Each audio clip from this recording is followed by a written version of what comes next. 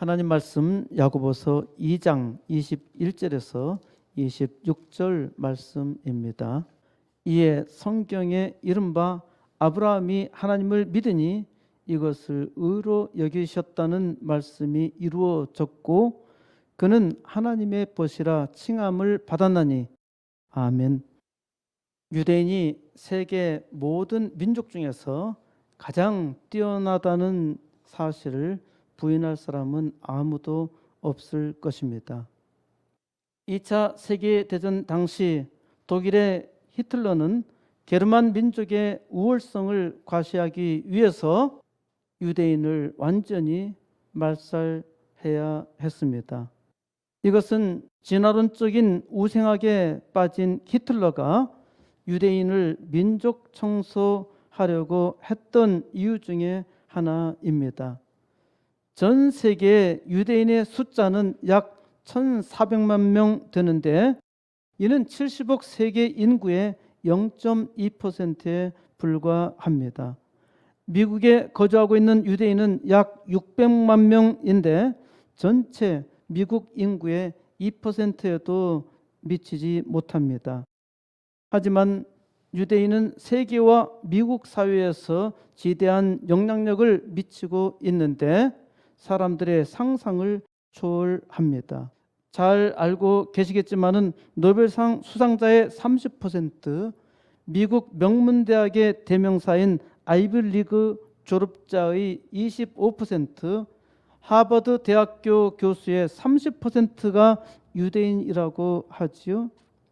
20세기 3대 대표 지성인으로 현대 과학의 거성인 아인슈타인, 세계 반쪽을 공산주의로 만든 마르크스, 그리고 정신세계의 거두 프로이트가 다 유대인입니다.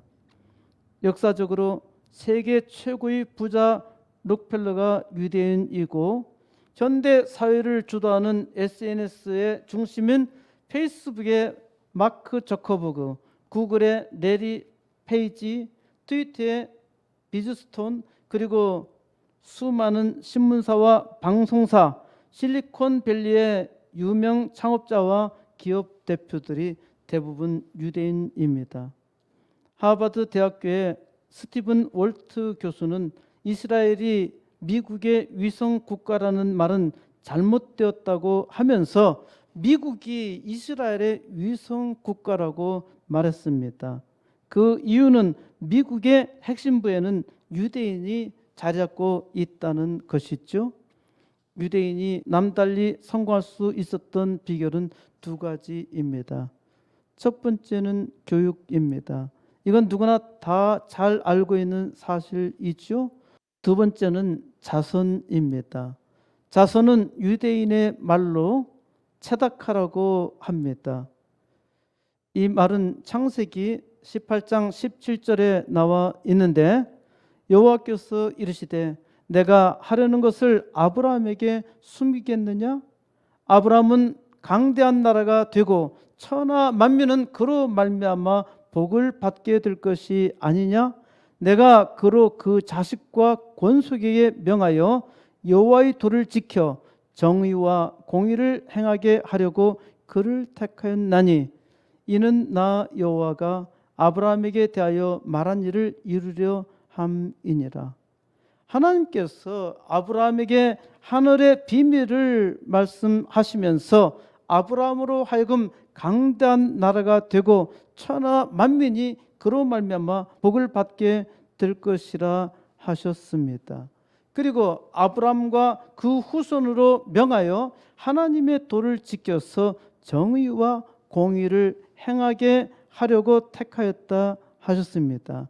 바로 여기서 정의와 공의라는 말이 나오는데 이것이 정의가 히브리어로 차다카이고 공의는 미슈파트입니다. 유대인의 정신은 바로 이 두 단어 체다카와 미슈파트에 있습니다. 미슈파트는 세상의 통치자는 하나님 한 분이며 모든 사람은 평등하다는 인식으로 공정한 법을 통해서 이루는 것입니다. 이를 공의라 하는데 공의는 정의를 바르게 실천함으로써 이루는 것이죠. 그런데 공의가 아무리 잘 선포된다 하더라도 이것으로 아름다운 세상을 만들 수는 없죠. 그래서 정의 체다카는 본래 자선을 뜻하는 말이 아니라 정의입니다. 그런데 유대인에게 있어서 체다카의 개념은 하나님이 주신 축복으로서의 재물이 바르게 분배되는 정의를 말합니다. 이는 공동체에서 약자를 돌보는 정신을 말하죠. 이 정신은 신명기서 15장 7절에 나타나 있습니다. 내 하나님 여호와께서 내게 주신 땅 어느 성읍에서든지 가난한 형제가 너와 함께 거주하거든 그 가난한 형제에게 내 마음을 완악하게 하지 말며 내 손을 움켜쥐지 말고 반드시 내 손을 그에게 펴서 그에게 필요한 대로 쓸 것을 넉넉히 구워 주라. 그러니까 이스라엘 유대인에게 있어서의 정의는 하나님께서 주신 축복을 함께 공평하게 분배하는 것입니다. 그러니까 어려운 사람에게 자선을 베풀어야 한다는 것이죠. 어떻게 교육과 자선이 유대인을 성공적으로 만들 수 있을까요? 유대인들이 머리가 똑똑하고 좋아서 위대한 것이 전혀 아닙니다. 유대인들은 머리를 똑똑하게 쓰는 훈련이 되어 있어요. 한국인의 머리는 유대인보다 우수합니다. 물론 우리나라 사람들의 지능지수가 유대인보다 더 높은 것은 조기 교육의 열심으로 10 정도 더 높은 것으로 나타나는데 실제적으로 지능지수는 민족 간에 별 차이가 없습니다. 한국 사람의 머리는 대단히 우수하고 지금도 그 두각을 나타내고 있는데 우리는 어릴 때부터 주로 성적과 경쟁 교육을 시키지요. 심지어 자기 집안의 형과 비교하고 엄마 친구를 들먹이기까지 합니다. 자식들에게 자선은 전혀 가르치지 않습니다. 그렇게 해서 자라니까 이기적인 사람으로 성장하게 되고 함께 할 줄 모르며 자기만 성공하고자 합니다. 영국의 자선지원재단이 최근 발표한 세계 기부 지수에서 한국은 기부 참여 지수 22점을 기록했는데 이는 조사 대상국 114개국 가운데에서 꼴찌에 가까운 110등을 했습니다. 2021년 행복지수 국제비교 연구조사 결과에 따르면 한국 청소년의 주관적 행복지수는 79.5점으로 경제협력개발기구 OECD라고 하죠. OECD 22개국 중에서 최하위였습니다. 청소년 자살률도 OECD 평균보다 1.4배 높고 가장 높죠. 그러니까 우리는 아주 잘 산다 하여도 불행합니다. 반면에 유대인은 전 세계에서 기부를 가장 많이 하는 민족으로 무려 30%를 차지하는데 미국 사회 기부금의 50%에 육박한다고 합니다. 그러니까 2%의 사람이 50%의 기부금을 낸다는 말이죠. 자선교육이 인성과 지능의 조화로운 발달과 또 아름다운 세상을 만들고 싶어하는 마음을 주니까 사는 것이 다른 것이고 그에 따라서 사는 즐거움이 있으니까 비전이 있고 뭔가 해야 하겠다는 의지가 강하게 나타나는 것이죠. 유대인은 2500여 년간의 고난의 삶에서 삶의 비결을 터득한 것입니다. 유대는 고난 속에서 우리는 한 형제라는 것을 깨달았던 것이죠. 유대인 부모들은 자녀가 유치원에 들어갈 때 2가지를 명심하라고 합니다. 첫째는 내가 말하는 시간에 2배만큼 친구가 하는 말을 잘 들어야 한다. 둘째는 어떠한 경우에도 친구를 험담하지 말아라. 유대인의 교육에서 강조하는 2가지는 질문과 토론입니다. 우리는 학교에서 뭘 배우니 묻지만은 유대인들은 한 선생님에게 뭘 물었니? 이런 것들이 창의성을 가져다 주는 것이죠. 유대인들은 토론할 때 비난과 비방을 엄격하게 금하고 건전한 비판은 오히려 권장합니다. 유대인들의 창의력의 뿌리는 토라, 곧 말씀에 있습니다. 말씀 교육이 유대 교육의 핵심입니다. 이러한 말씀에 따른 창의력에 의해서 유대인은 한 형제 공동체 의식으로 착한 일을 해야 하는 의무는 삶의 원동력이 됩니다. 이는 이 땅에서 행복하게 살아야 할 이유를 아는 것이죠. 나만 잘 살고 잘 먹으면 행복한 것이 아니라 우리 형제가 함께 잘 되어야 행복하다는 것이죠. 이 땅에서 복되게 살려면 교육과 자선 이 두 가지를 명심해야 합니다. 또한 영원히 복되게 살려면 이러한 토대와 함께 예수를 믿어야 합니다. 오늘 야고보 형제를 통해서 전하는 말씀에서 우리는 유대인의 복된 삶을 들여다볼 수 있습니다. 축복의 뿌리는 믿음의 조상 아브라함입니다. 야고보서 2장 23절 이에 성경에 이른바 아브라함이 하나님을 믿으니 이것을 의로 여기셨다는 말씀이 이루어졌고 그는 하나님의 벗이라 칭함을 받았나니, 성경에 이른바라고 했는데 여기서 말하는 성경은 구약 성경이지요.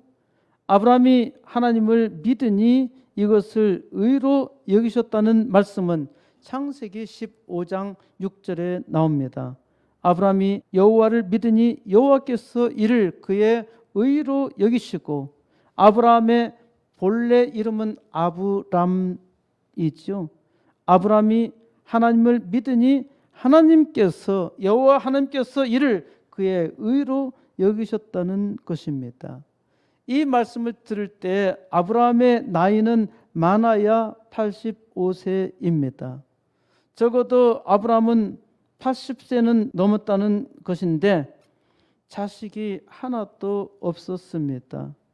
이때 하나님께서 아브라함에게 나타나셔서 하시는 말씀이 나는 내 방패요 너의 지극히 큰 상급이라 하시는데, 아브라함은 하나님 말씀에 반박하며 묻습니다. 주 여호와여, 무엇을 내게 주시려 하나이까? 나는 자식이 없사오니 나의 상속자는 이 다마스커스 사람 엘리에셀이니이다. 아브라함이 하나님께 무슨 말을 하고 있는 것입니까? 아브라함은 하나님께 자기의 신세를 한탄하고 있는 것입니다. 하나님은 아브라함에게 나는 너를 지키는 방패요 축복이라 하셨는데, 하나님은 지금 내게 뭘 주시려고 하십니까? 나는 자식이 없사오니, 나는 자식이 없다고 말하는 것이 아브라함의 한입니다.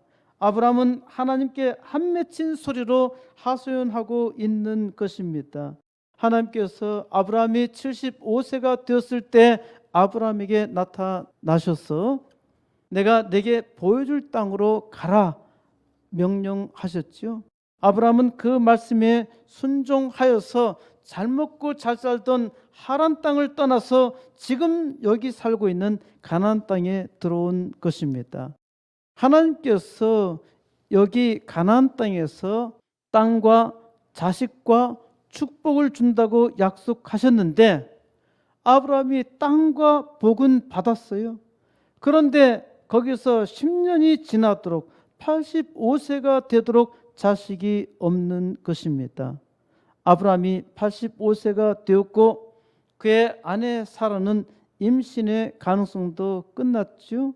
아브라함은 더 이상 하나님께 아무런 소망이 없었습니다. 이제 늙어 죽을 때가 되었고 자식도 하나도 없으니까 소망이 없는데 하나님이 나타나셔서 복을 주시겠다고 하시니까 아브라함은 자기 속에 있는 한 맺힌 소리를 뿜어낸 것입니다. 나는 자식이 없사오니 이는 내게 복을 주셔도 아무 소용이 없다는 것이죠. 나의 상속자는 이 다마스커스 사람 엘리에셀이니이다. 아브라함은 이제 자식에 대한 미련을 다 포기했고 자기의 집을 이끌어갈 사람은 자기의 종 다마스커스 사람 엘리에셀로 정하고 있었던 것입니다.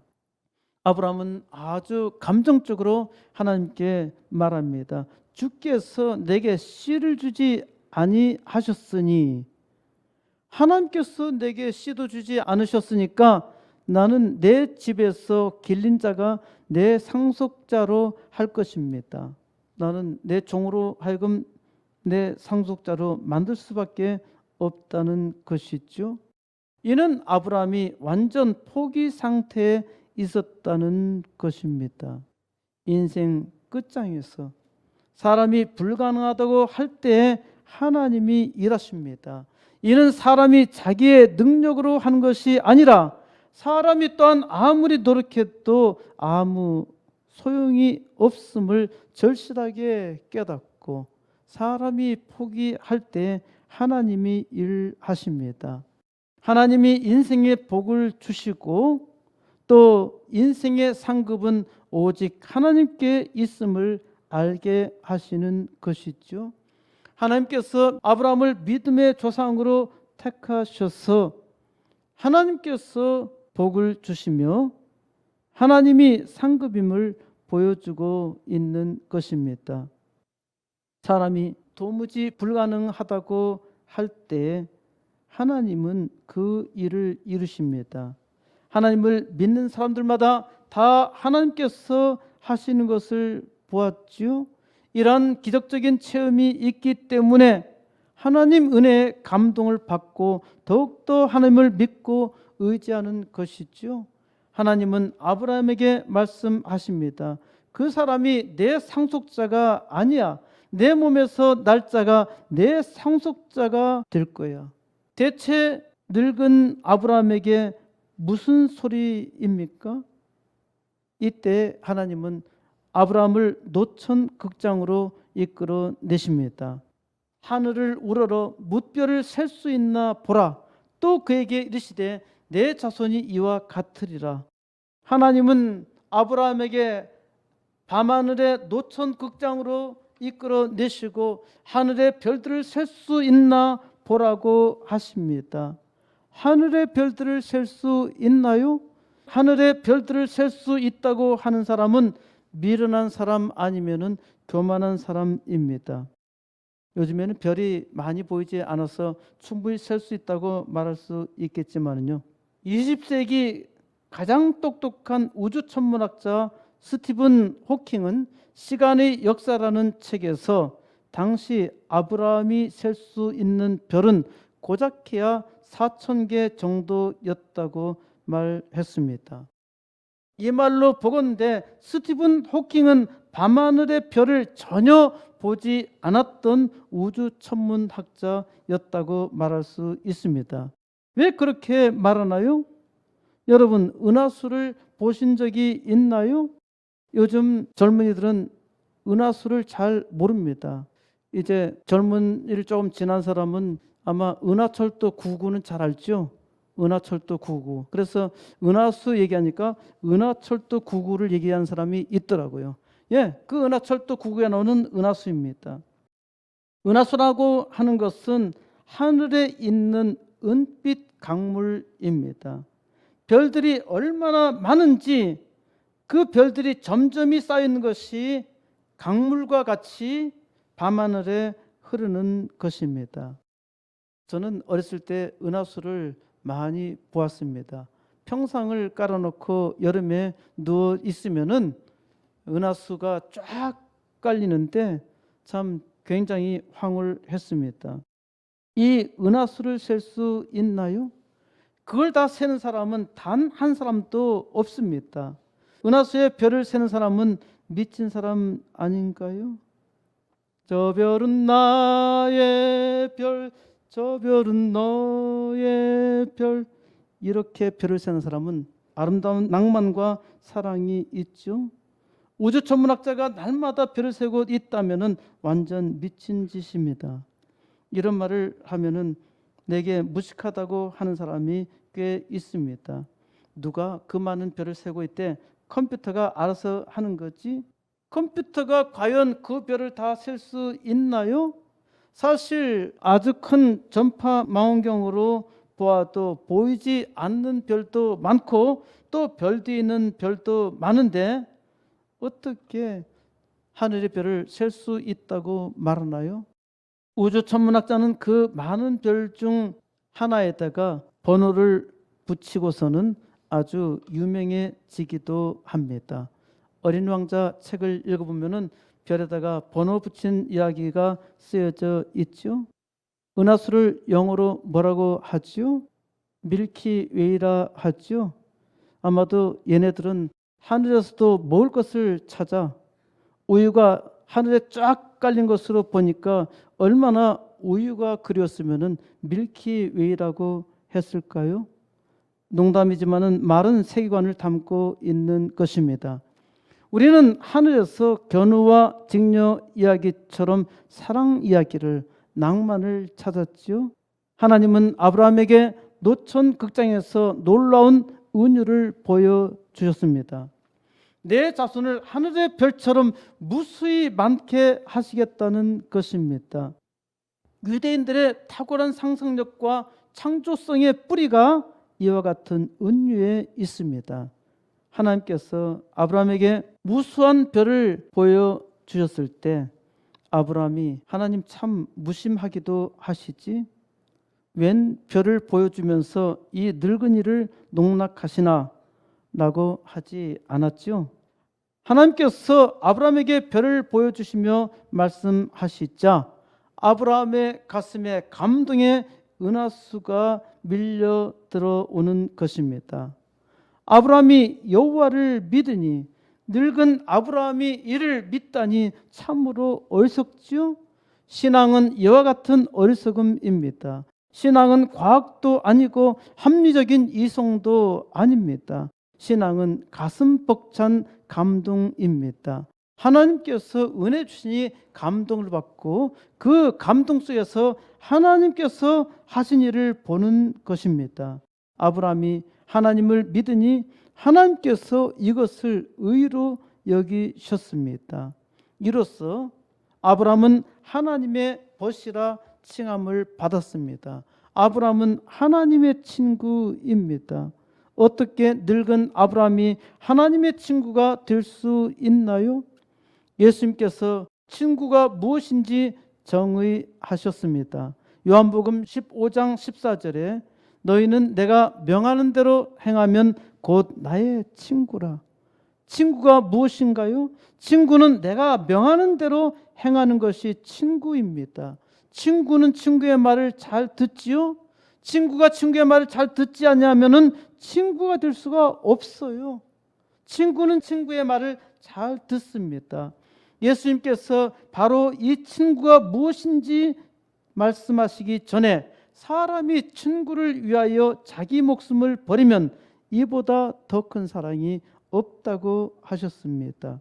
예수님은 이 말씀을 통해서 예수님께서 우리를 친구 삼으시고 우리를 위해서 자기 목숨을 버리시기로 작정하신 것입니다. 이것이 예수님의 바꿀 수 없는 위대한 사랑입니다. 예수님은 아주 파격적인 선언을 하십니다. 요한복음 15장 15절에서 이제부터는 너희를 종이라 하지 아니하리니 종은 주인이 하는 것을 알지 못함이라. 너희를 친구라 하였노니 내가 내 아버지께 들은 것을 다 너에게 알게 하였음이라. 이제까지 사람의 신분은 종이었습니다. 어떤 사람은 하나님의 종이겠지요. 많은 사람이 사탄의 종이든지 세상의 종이든지 자유의 종이든지 죄의 종이었습니다. 만왕의 왕이신 예수님은 종으로 살아가는 우리를 친구라 부르신 것입니다. 하나님의 아들 예수께서 우리를 친구 삼으셨고 하나님 아버지께 들은 비밀을 다 말씀하셨습니다. 예수님께서 우리에게 명령하신 것을 들었기 때문에 우리를 친구 삼은 것이 아닙니다. 우리는 말씀을 잘 듣지 않고 배반하지만은 예수님께서 우리를 친구로 정하셨어요. 누가복음 12장 4절에서 내가 내 친구 너에게 말하노니 몸을 죽이고 그 후에는 능히 더 못하는 자들을 두려워하지 말라. 예수님은 내 친구 너에게 말씀하신다 하셨습니다. 예수님께서 나를 내 친구 너희에게 나를 친구 삼아 말씀하신 것입니다. 예수님은 하나님의 비밀을 내게 이야기하시며 하나님 나라로 나를 초청하셨습니다. 예수님께서 너희 육신의 몸을 죽이는 자를 두려워하지 말라. 죽은 후에 지옥에 들어갈 인생에게 영원한 생명을 주시는 하나님을 믿으라 하신 것이죠. 사람들은 우리의 친구이신 예수님을 비난합니다. 누가복음 7장 34절에서 인자는 와서 먹고 마시매 너희 말이 보라 먹기를 탐하고 포도주를 즐기는 사람이요 세리와 죄인의 친구로다 하니, 세상 사람들은 예수님이 세리와 죄인의 친구라 비난했습니다. 예수님은 나 같은 죄인의 친구였고 가난한 자와 병든 자와 세상 버림받은 자의 친구였습니다. 예수님께서 나의 죄를 위해서 기꺼이 십자가에서 죽으시고 세상에서 가장 약한 자의 위로가 되시며 모든 사람의 복이 되셨습니다. 예수님은 심지어 자기를 배반하여 팔아넘긴 제자 가룟 유다를 친구라 부르셨습니다. 마태복음 26장 50절에서 예수께서 이르시되 친구여 내가 무엇을 하려고 왔는지 행하라 하신대 이에 그들이 나와 예수께 손을 대어 잡는지라. 예수님은 무수한 은혜를 주셔도 늘 배반하는 가룟 유다와 같은 내게 친구라 하시며 더욱더 풍성한 은혜를 주십니다. 바로 이 은혜 때문에 우리가 예수 안에서 사는 것이죠. 이 은혜가 우리가 예수 믿는 맛입니다. 24절 이로 보건대 사람이 행함으로 의롭다 하심을 받고 믿음으로만은 아니니라. 이게 대체 무슨 말인가요? 아브라함이 하나님을 믿으니 이를 의로 여기셨다는 말씀이 이루어졌다고 하지 않았나요?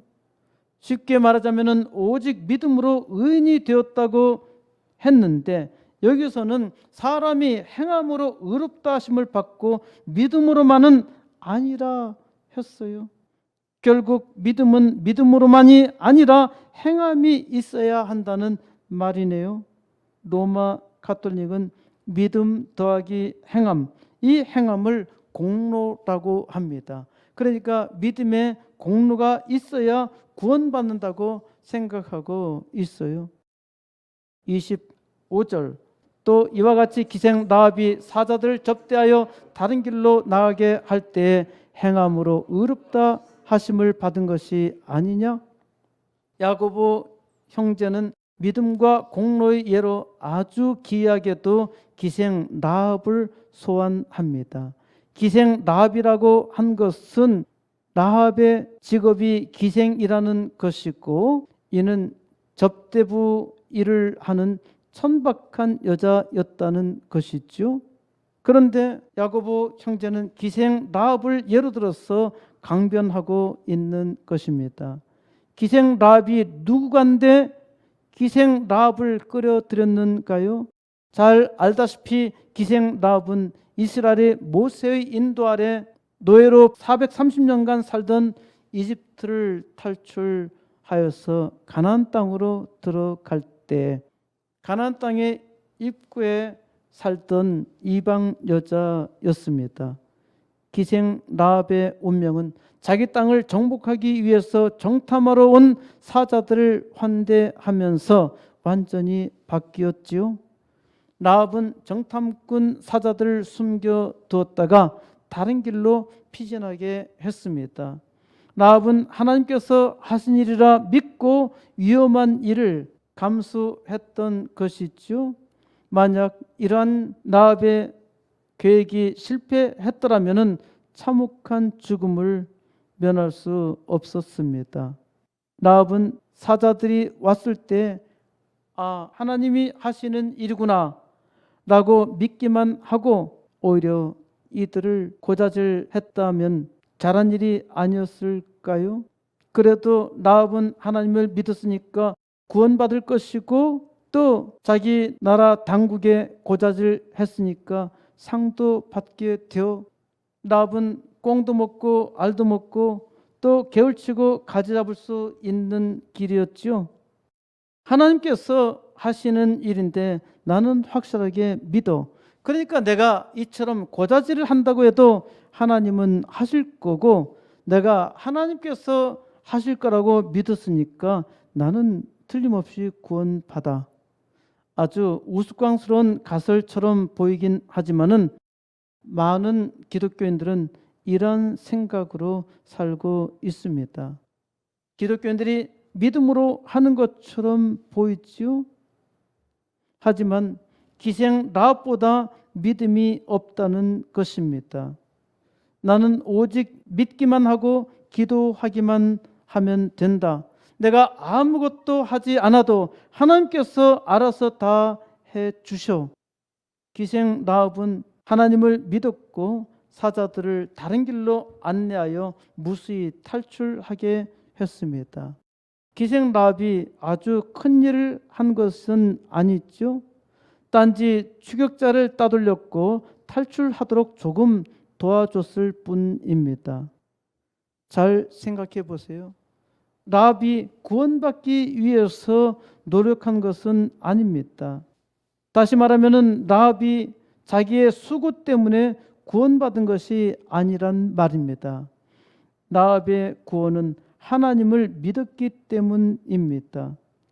그러면은 라합이 아무런 행함이 없었다면은 구원받았다는 말일까요? 이러한 질문은 매우 어리석습니다. 우리는 종종 아주 이처럼 어리석은 질문을 합니다. 과거의 역사에서 가정법을 적용하려고 하는데 이것은 매우 어리석은 일입니다. 라합은 믿음으로 그 일을 했습니다. 라합에게 믿음이 없었더라면 이 일을 하지 않았을 것입니다.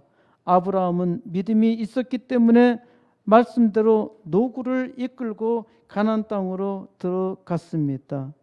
야고보 형제는 기생 라합의 예를 들어서 믿음의 정의를 완벽하게 한마디로 정리합니다. 26절 영혼 없는 몸이 죽은 것 같이 행함이 없는 믿음은 죽은 것이니라. 행함이 없는 믿음은 죽은 것이다. 행함이 없는 믿음은 죽은 것이다. 이 말을 잘못 이해하면은 믿음은 행함이 있어야 하는 것으로 오해할 수 있습니다. 이러한 오해를 하지 못하도록 만드는 은유가 영혼 없는 몸이 죽은 것 같이, 영혼 없는 몸이 죽은 것 같이 라는 말입니다. 영혼 없는 몸은 죽은 것과 같이요. 사람의 몸은 반드시 영혼이 있어야 합니다. 사람이라고 할 때 영혼이 있어요. 마찬가지로 믿음이 있다고 할 때 그 행함이라는 것은 영혼처럼 깃들어 있는 것입니다. 믿음과 행함을 분리하려고 하니까 문제가 생기는 것이에요. 몸과 영혼을 분리할 수 없듯이 믿음과 행함도 분리되지 않습니다. 그런데 믿음과 행함을 분리하는 사람이 많습니다. 믿기만 하라고 했으니까 믿기만 하면 된다는 것입니다. 믿는다고 하면서도 아무것도 하지 않아요. 바로 이것은 영혼 없는 몸짓에 불과하지요. 믿음으로 행한다는 것입니다. 14절 내 형제들아 만일 사람이 믿음이 있노라고 행함이 없으면 무슨 유익이 있으리요? 그 믿음이 능히 자기를 구원하겠느냐? 믿음이 있노라 하고서 행함이 없다면은 아무런 유익이 없다는 것입니다. 그러한 믿음이 능히 자기를 구원할 수 있을까? 야고보 형제는 현실적인 예를 들어서 묻습니다. 15절 만일 형제나 자매가 헐벗고 일용할 양식이 없는데 16절 너희 중에 누구든지 그에게 이르되 평안히 가라 덥게 하라 배부르게 하라 하며 그 몸에 쓸 것을 주지 아니하면 무슨 유익이 있으리요? 굶어 죽을 지경인 사람에게 하나님께서 은혜 주시니까 평안하세요? 추워서 얼어 죽을 지경인데 몸을 따뜻하게 하세요? 배가 고파서 죽을 지경인데 배를 좀 채우세요? 아무것도 주지 못하며 이렇게 말하는 것은 아무런 유익이 없잖아요. 도리어 믿음이 있다고 말하는 자가 조롱당하지 않겠습니까? 하나님께서 은혜 주시니까 오직 믿기만 하세요 라고 말하는 것이 믿음인가요? 하나님은 여러분의 손을 통해서 일하십니다.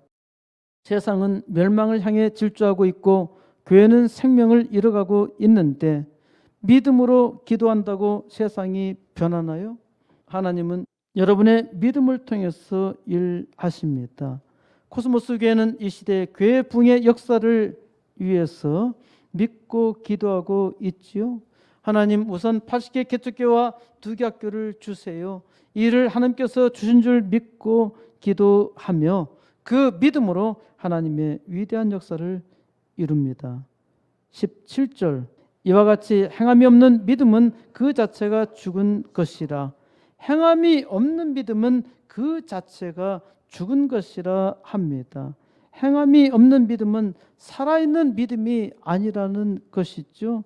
18절 어떤 사람은 말하기를 너는 믿음이 있고 나는 행함이 있으니 행함이 없는 내 믿음을 내게 보이라. 나는 행함으로 내 믿음을 내게 보이리라 하리라. 믿음이 있다고 말하면서 행함이 없는 믿음으로 무엇을 보여줄 수 있겠습니까? 행함이 없는 믿음은 공허한 것이지요. 야고보 형제는 행함이 없는 믿음이 헛것이라는 것을 아주 강력한 예로 증거합니다. 19절 내가 하나님은 한 분이신 줄 믿느냐? 잘 하는도다. 귀신들도 믿고 떠느니라. 그래, 내가 하나님이 한 분이라는 것을 믿는데 이건 참 잘하는 일이야. 그런데 놀라운 일은 이러한 것은 귀신들도 믿고 떠는 것이야. 20절 헛하는 사람아 행함이 없는 믿음이 헛것인 줄을 알고자 하느냐? 이 어리석은 사람아 행함이 없는 믿음이 헛것인 줄을 알기를 원해? 내가 믿음의 조상 아브라함의 예로 말해줄게. 21절 우리 조상 아브라함이 그 아들 이삭을 제단에 바칠 때 행함으로 의롭다 하심을 받은 것이 아니냐? 아브라함의 믿음이 무엇인가요? 하나님이 아브라함에게 그의 독생자를 제단의 제물로 바치라고 했을 때 아브라함은 미련하게도 그대로 순종했지요. 아브라함은 장작을 쌓아 올리고 자기 아들을 잡아서 묶고 칼을 들어서 죽이려고 할 때 하나님의 사자가 즉시 중단시키십니다. 아브라함이 하나님의 말씀을 믿고 그 마음으로만 자기 아들을 바친 것이 아니죠.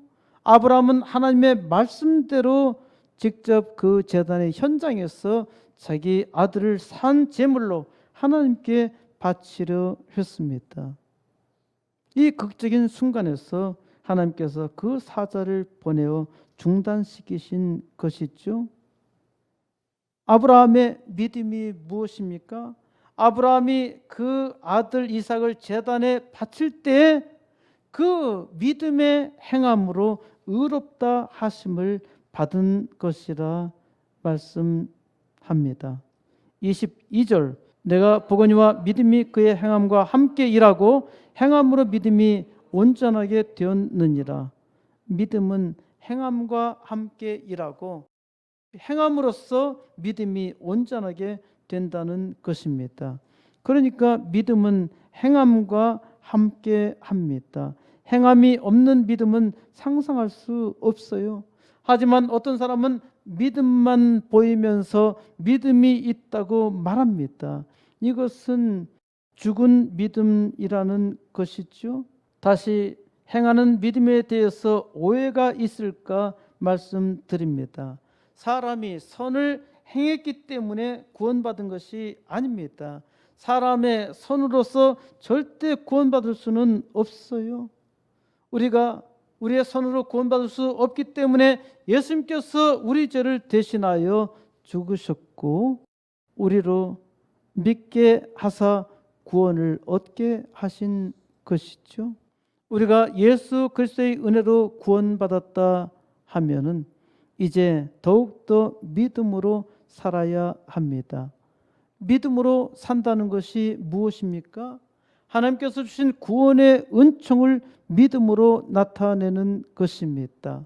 믿노라 믿노라 하면서 아무것도 하지 않는 것이 아니라 하나님의 은혜가 내게 넘친다는 증표로 예수님의 이름으로 착한 일을 해야 합니다. 그는 하나님의 벗이라. 아브라함을 하나님의 친구라 했습니다. 아브라함이 하나님의 친구임을 무엇으로 증거했습니까?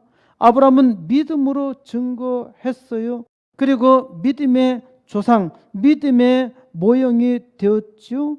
하나님은 아브라함을 축복해 주셨습니다. 창세기 18장 17절에서 아브라함은 강대한 나라가 되고 천하 만민은 그로 말미암아 복을 받게 될 것이 아니냐? 하나님께서 천하 만민에게 복을 주시려고 아브라함을 축복하셨고 아브라함을 벗으로 삼으시며 그 자식과 후손에게 명령하여서 여호와의 도를 지켜서 정의와 공의를 행하게 하신 것이죠. 하나님께서 아브라함을 통해서 오늘 우리를 선택하신 것입니다.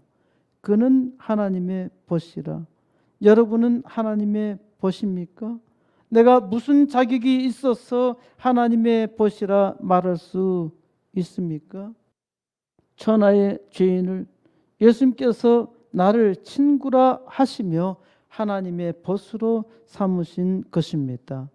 이제 하나님의 벗된 우리는 그 믿음으로 증거해야 합니다.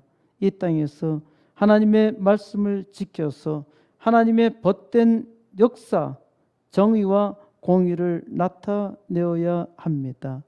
천하 만민이 나로 말미암아 복을 받게 하셨음을 믿고 하나님 앞에서 믿음의 역사를 이루어야 합니다. 우리는 이 일을 위해서 함께 80개 개척교회와 2개 학교 세우는 사명을 능히 감당해야 합니다. 하나님께서 우리 코스모스 교회에 주신 사명입니다. 이제 하나님의 벗들이 오직 믿음으로 천하 만민을 복되게 하는 역사 이루시기를 우리 주 예수 그리스도의 이름으로 간절히 축원드립니다.